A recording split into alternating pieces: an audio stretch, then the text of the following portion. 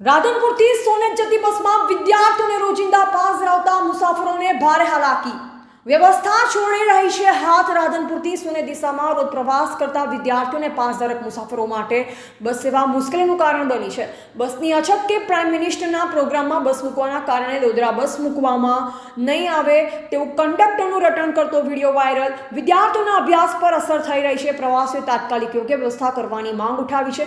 છેલ્લા ઘણા સમયથી બસ અનિયમિત અને કંડક્ટર દ્વારા દાદાગીરીભર્યું વર્તન થતું હોવાનું મુસાફરોનું રટણ. એજીપી ન્યૂઝ ઇન્ડિયા હંમેશા સત્યની સાથે.